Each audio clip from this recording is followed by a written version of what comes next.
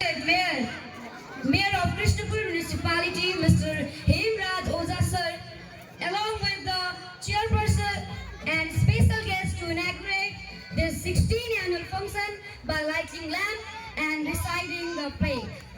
Ayambagam mitram vadidam lachiristiram arenam varunam gum sosatina subagam aiskartam Tanno bato mehil bato bhuja sankanmata prithvi tapitado sustina indro vidasavaha sustina bhukha visvedaha sustina nastarye arishanomi sustina vidaspate dadatu om santi santi dau santi. Clap please. Thank you. Continue on clapping please. Ridge Academy School, Krishnapur, 6 Ganjanpur, 16th annual function and parents meet 2082, date 2080-10-17. यो कार्यक्रम यो भव्य कार्यक्रम शुभारम्भ घोषणा गर्छु। धन्यवाद। यो विद्यालयप्रति सकारात्मक यति धेरै अभिभावकहरूको उपस्थिति होस् र यसले चाहिँ यो भविष्य 16 वर्षमा नै यति धेरै प्रगति पथमा लम्किरहेको छ। थप भविष्यमा पनि यस विद्यालयको सफलताको शुभकामना व्यक्त गर्न चाहन्छु। हाम्रो टेकजी प्रिन्सिपलले भने जस्तै यो विद्यालय एकदम फलोस् 12 सम्म मात्रै नभएर क्याम्पस पनि चलोस्। म ओडावासी पनि भएको कारणले थप शुभकामना पनि व्यक्त गर्न चाहन्छु। बाँकी यो विद्यार्थीहरूलाई कस्तो बनाउने, बच्चाहरूलाई कस्तो बनाउने, यी काँचो माटो हुन्, यिनलाई कस्तो प्रतिभा दिने, कस्तो संस्कार सिकाउने र यिनले के सिक्ने, यिनले जिन्दाबाद मुर्दाबाद सिक्ने कि अर्को कुरा सिक्ने कि गाली सिक्ने कि त्यो सबै चाहिँ हामी यिनका उपज हौँ। हामी भने विद्यालय मात्रै होइन, तपाईँ हामी समाजका मान्छे, हामी राजनीति गर्ने मान्छे।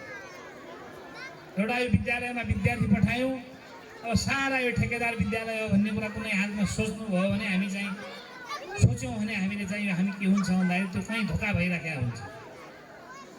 धोका यसमा नै हो भन्दा छैन, पढाइको मामिला मात्रै भन्दा छैन, मैले अन्य संस्कारयुक्त कुराहरूमा हामी धोका चाहिँ पाउन सक्छौँ भन्ने बुझाइ हो। यसको प्रभाव शैक्षिक रूपमा पर्छ, समाजको विकासमा पर्छ, समाजको सिकाइमा पर्छ, राजनीतिमा पनि पर्छ। यो हाम्रो देशमा चाहिँ त्यही प्रभाव पुर्याएको छ। हेर्नु, कसैले चाहिँ सामाजिक सञ्जालमा कुरा चल्पो गऱ्यो भने ओहो यो त गजब रहेछ भन्ने कुरा चाहिँ हामी गरिराखेका हुन्छौँ।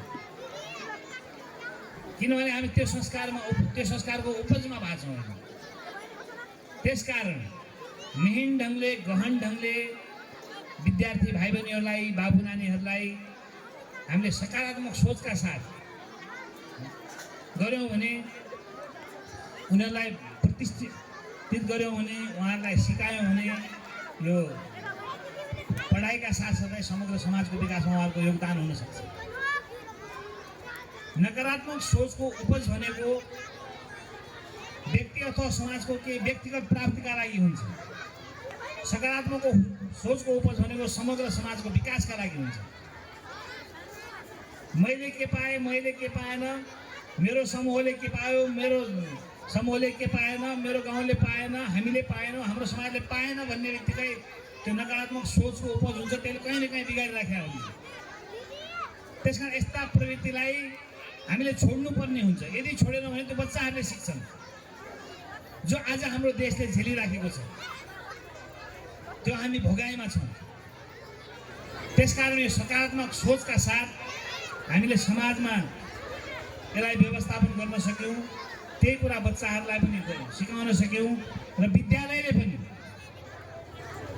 विद्यार्थीलाई विद्यालय केन्द्रित नगराएर समाज केन्द्रित गराएर समग्र होलिस्टिक हिसाबमा चाहिँ ज्ञान दिन सक्यो भने त्यो सार्थक मानिन्छ।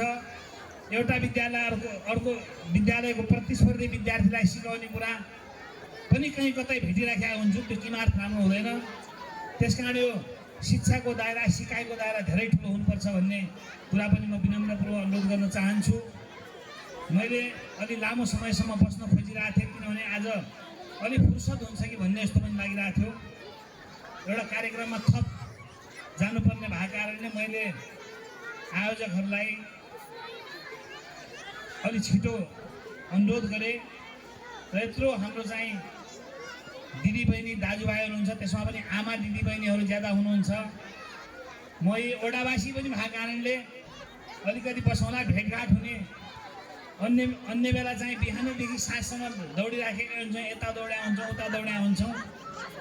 आज अलिकति भेटघाट होला, बसौँला, पछि कुराकानी पनि गरौँ भन्ने सोचिरहेको थिएँ।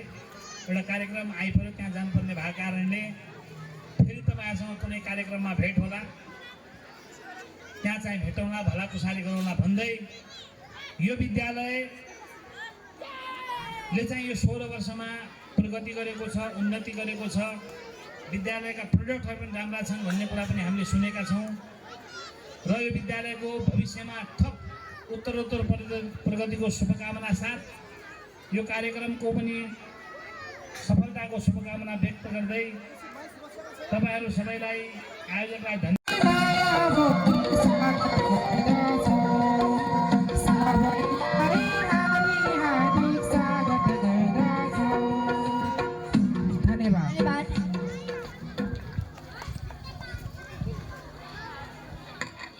Wow, what a marvelous performance. Give them a big round of applause. I am going to join a wonderful dance here now. So I would like to invite the students of class 7A for their welcome dance on the stage for the performance. Please give them a big round of applause.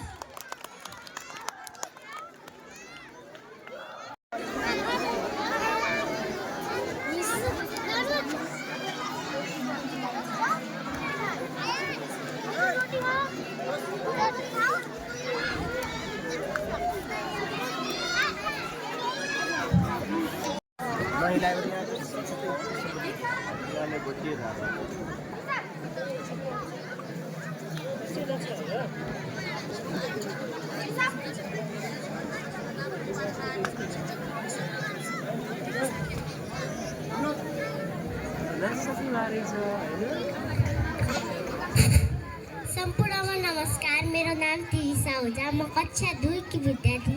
म आज एउटा गीत गाउन गइरहेको छु। इष्टकोट आफ्नै काटी छोरालाई बोटो, गरिबको घरमा जन्म लिनु कर्मै खोटो, पढाइ लेखाइ ठुलो मान्छे बनाउने रहर, गाउँमै बित्यो आफ्नो जीवन पुगत छोरा सहारा। बुइसम्मै टेके मैले टिभी टेक्नु धुरी, सके जति छेकी दिउला घाममा आधी उडी, पाखुरीमा ताकतुभरी सम्म टेक्नु हिँड्छु म हालेर काँधे कुरी। It is time to learn, gain knowledge and build good habits. Our students should be sincere, disciplined and hardworking. In student life, education is the main duty. Students go to school or college to gain knowledge and develop skill. Students should avoid bad habits and proper use of time. If students दिदीबहिनीमा म सिमरन भण्डारीको तर्फबाट मिठो नमस्कार। आज म मिठो र छोटो गजल गाउन गएको छु। सुनेकी छु मैले जन्म लिँदा पहिलोपल्ट म रुँदा तपाईँ हाँस्नु भएको थियो रे, पहिलोपल्ट मलाई हेरी रुँदै छातीमा टाँस्नु भएको थियो रे।